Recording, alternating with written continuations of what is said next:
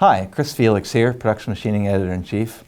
I'm here with Michael Guckes, Chief Economist and Director of Analytics for Gardner Intelligence. We're going to talk about the current numbers for the Precision Machining Index.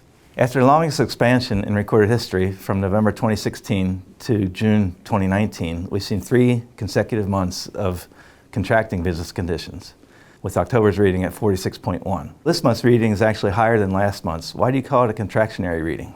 That's a great question, Chris, and that's one of the things that we try to explain in the index. All values that are below 50 represent a contraction in business activity.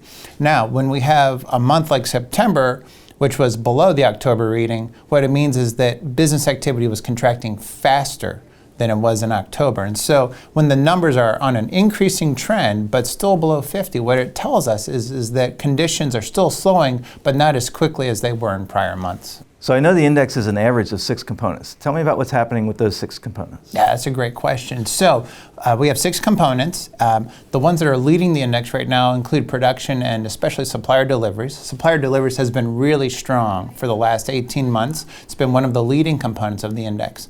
Unfortunately, some of the components have really bifurcated from the others, and really that includes backlogs and exports. What we've seen in the last several months is that in order to maintain production levels where they have been in the recent past, we're seeing a lot of precision machinists have to resort to dwindling down their backlogs in order to level set production. And part of the issue there is simply new orders aren't as strong as they used to be. And so when you look at our index numbers, you'll see that there's a pretty reasonable gap between new orders and production results in the last several months. And so that's really been influencing backlogs. Michael, do the recent weak readings mean the entire PM world is contracting? Not at all, Chris. What we're seeing is that by end market, for example, we're seeing that aerospace continues to do very well. Aerospace has really been on a tear in the last 18 months or even longer.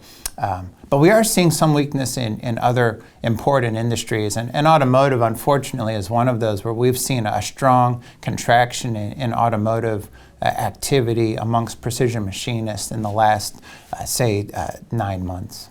What else is your data telling you about business conditions for production machinists? Not everybody knows that we track information about prices received, so that's a function of your pricing power. Also, material prices, which we use as a proxy for input cost being experienced by production machinists. And we also look at business sentiment.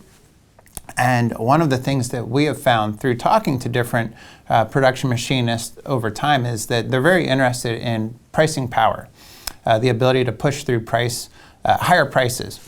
So what our data has shown us in terms of pricing power through prices received is that in 2018, we had a very large increase in the ability of firms to pass through higher prices. And as you might expect, we've seen pricing power has come down a lot. It has not moved into contractionary territory, but we have seen it fall substantially. Well, Michael, thanks for meeting with me today. For more information about business trends and activity, please visit GardnerIntelligence.com. And of course, for precision machining needs, visit productionmachining.com.